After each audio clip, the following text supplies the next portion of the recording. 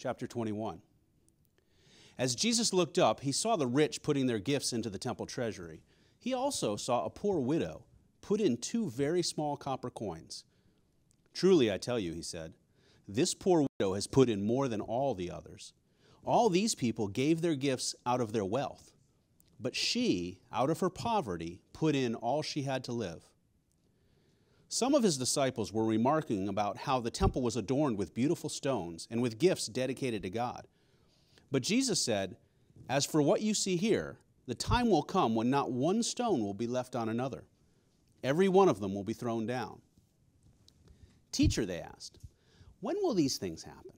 And what will be the sign that they are about to take place?" He replied, "Watch out that you're not deceived, for many will come in my name, claiming, 'I am he,' and the time is near. Do not follow them. When you hear of wars and uprisings, do not be frightened. These things must happen first, but the end will not come right away." Then he said to them, "Nation will rise against nation, and kingdom against kingdom. There will be great earthquakes, famines, and pestilences in various places, and fearful events and great signs from heaven. But before all this, they will seize you and persecute you. They will hand you over to synagogues and put you in prison. And you will be brought before kings and governors, and all on account of my name. And so you will bear testimony to me. But make up your mind not to worry beforehand how you will defend yourselves. For I will give you words and wisdom that none of your adversaries will be able to resist or contradict.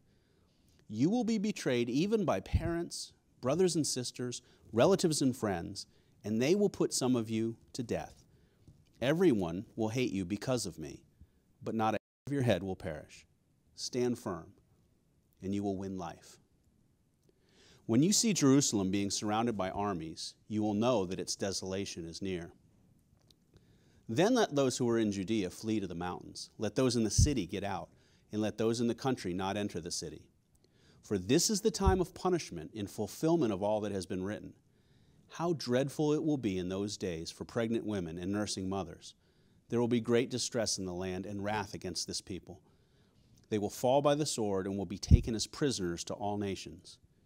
Jerusalem will be trampled on by the Gentiles until the times of the Gentiles are fulfilled. There will be signs in the sun, moon, and stars.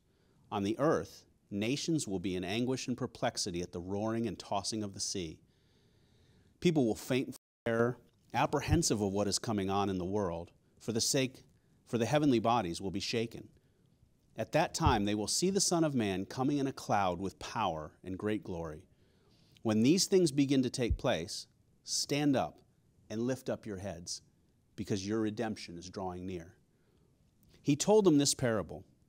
"Look at the fig tree and all the trees. When they sprout leaves, you can see for yourselves and know that summer is near. Even so, when you see these things happening, you know that the kingdom of God is near. Truly, I tell you, this generation will certainly not pass away until all these things have happened. Heaven and earth will pass away, but my words will never pass away. Be careful, or your hearts will be weighed down with carousing, drunkenness, and the anxieties of life. And that day will close on you suddenly like a trap.